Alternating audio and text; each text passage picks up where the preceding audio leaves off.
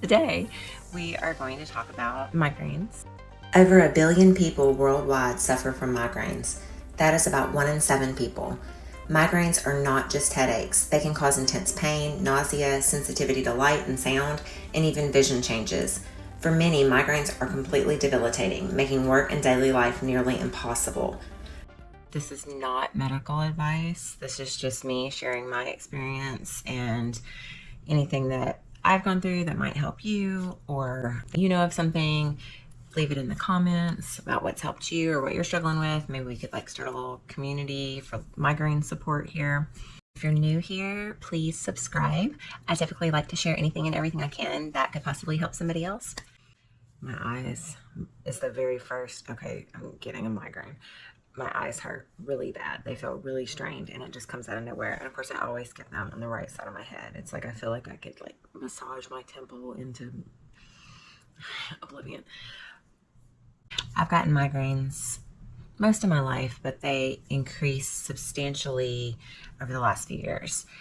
It could be one of two factors. Number one, I'm over 40, and that tends to, hormones change and things like that. And second, I was back in school. I was going to school full time. I was getting my degree in construction management, which is probably doesn't seem to fit, but that's a story for another day. They increased big time during that time period.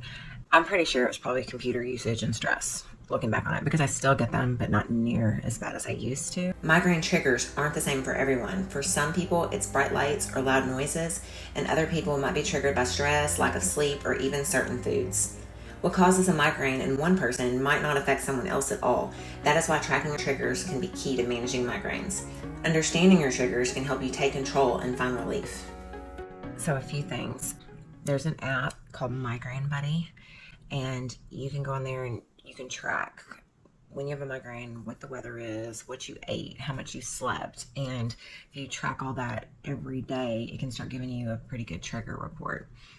For me, my main triggers seem to be, sometimes lack of sleep, sometimes smell, like really over perfumey smells can really trigger migraines for me. The biggest one that I learned through the app was pressure changes, like barometric pressure changes. Now that is almost like a double-edged sword, knowing that, because I kind of became obsessed with knowing what the weather was going to be. I live in Florida. We have hurricanes, and we have an entire hurricane season from May through October, November. And hurricanes usually cause a major drop in pressure. And I would look at the weather, the barometric pressure forecast, and I would be like, oh, well, I'm going to die on Thursday. And that is not the way to live. Today, which is what really sparked me to make this video, I opened the weather app because we had a wind advisory, and I was just wondering if something was going along with the wind advisory. It said pressure changes, a drop in pressure may trigger migraines this week, or something to that effect. No, I did not need to know that, because I still have that, like a placebo effect. Like, I know the pressure's going to drop, so I'm going to get a migraine. And one thing I was convinced of was that the migraines were being triggered by maybe my ears. Like I felt often like I had a lot of extra pressure, and I thought maybe I had, and I've been told I have small ear canals. So I thought, well, maybe I need to get adult tubes in my ears or something like that, and that would help. So I went to the ENT, and the ENT has this great big balance lab. So they did all these tests on me, and I had to do weird things. I had to close my eyes. I can't remember. I just remember it was very weird. But they actually told me that I had very impressive balance for my age, which is something everybody wants to hear. And then they told me that it is not my ears at all. They said that I actually do much better with my eyes closed than with my eyes open, because another symptom I had all the time was dizziness. I was always getting dizzy. So they said that it was a result of my eyes, that my eyes were the problem, which since I've gotten older, I've had to wear reading glasses, and I've actually never had my eyes checked, and I'm only on like a 0.5, or I think it's a 0.25 and then a 0.5. I'm only on the second one, I think. So it's not that bad, but I definitely can't, getting to the point where I really can't see without them. I do need to get my eyes checked, because that could be a factor. Another factor is that my neck is really messed up. I have my C2 through 7 is compressed, and when most people's neck is supposed to go like this, mine goes like this, and 2 of them are fused together, I believe. Basically, they told me it's as bad as it gets. It was like untreated trauma. I got in some wrecks when I was younger. So then my problems with my neck and my neck pain is well outweighs having migraines. That is a daily chronic pain issue that I deal with all the time. I don't take any medicine for it. I've been through physical therapy. It really didn't help. I just don't want to get surgery. But each of these cervical discs control different things. And one of the things it says is that it could spark migraines. So that's another factor. Something that I think is really interesting is, I don't know if you guys ever watch Nate and Kara, but they're travel vloggers and they're some of my favorite YouTubers. And recently Kara talked about how she had been diagnosed with epilepsy. Started experiencing what I just started to call dizzy spells. Out of nowhere, I could be sitting up, I could be laying down, I could be standing. This feeling would come over me. It would just last a few seconds where like I would feel like kind of dizzy, but really just out of it, almost like a deja vu feeling. Like usually I'm still pretty aware of what's going on. If you're talking to me and you're looking at me, you probably don't even notice it's happening. I might kind of zone out on what you're saying. Like, you know when you stand up too fast and you kind of feel like, whoa, that was weird. Like it's kind of like that, except for I didn't have to stand up fast. Like it would just happen, like out of nowhere. I still have a hard time understanding this. I don't know how else to explain it. This started happening and it was getting more and more frequent, and it would just happen at the weirdest times. Sometimes it would happen 5 times in one day, then it wouldn't happen for a month, then it would happen every day for a week. But again, it's for like a few seconds and then kind of like life goes on as normal. So should we be worried? I know this sounds crazy, but like they would just come on so quickly and they would be gone so quickly, and we were just so busy that we just kind of went on with normal life for a while. We're really good at ignoring things and then being overly optimistic. Our symptoms are very similar to mine. Now, I've never had a seizure before, but my dad had epilepsy. So it really makes me wonder. Sometimes also another trigger is like overstimulation. We love going to Disney, love going to Universal, and there's days where by the end of the day, I am just dying. Like I've had so much fun, but I'm getting a migraine. A couple years ago, I got prescribed rizatriptan, which is, I think it's Maxalt is the brand name. And that was a huge adjustment.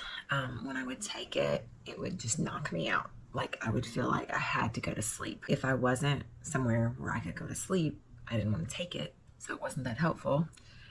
And then if I did take it and went to sleep, I would feel okay when I woke up. Well, then after I went through this for a while, I started getting to the point where if I felt a migraine coming on, I could take it and it would go away, which is the way it's supposed to work. It's very expensive and I didn't have insurance for a while, so I'd stopped getting it. And then more recently, I have insurance again, so I got it, and it's like starting over again to get it to work properly.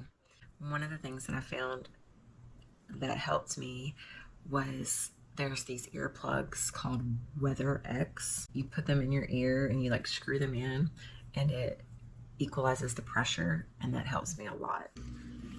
So these are called Weather X, and there's an app that goes with it, and it'll actually, again, it'll tell you, like it'll say the pressure is dropping, or there's you can set it for like a benchmark to say how much of a pressure change there should be before you get an alert, and it'll tell you the pressure's dropping, insert your earplugs now, or something to that effect. But they look like this.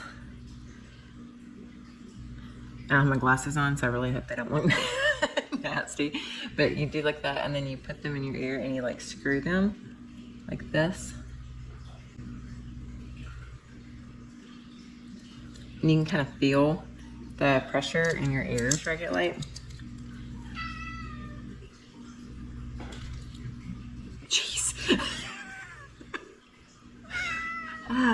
Sometimes like right now, it kind of hurt a little bit. But it actually feels kind of relieving after you do it. And another bonus is, I don't know if I'm yelling right now or not, but it kind of drowns the sound out around you. And that's always nice. when you have a migraine because you can just kind of hear inside your own head and that's it.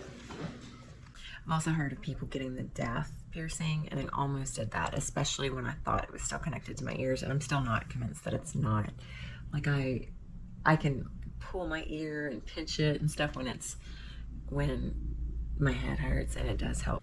There's also this like ice pack thing that fits over your whole face.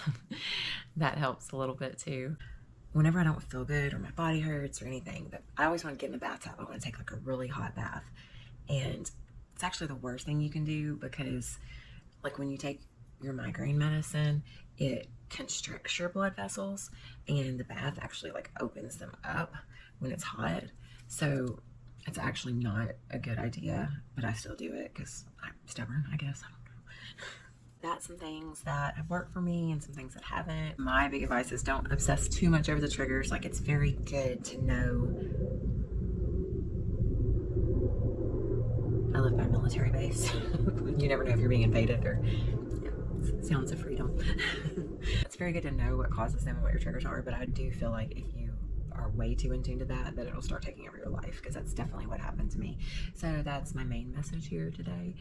If you guys have any advice or any stories you want to share, please do so down below, and y'all stay healthy and feeling good. It's like you're live right now, but you're really not. Okay. This is awkward. Because people are gonna be like, why do you have your 11-year-old in this migraine video? Hey everybody, today I wanted to talk to you guys about migraines. No, I'm not gonna say that. Okay, let's start over.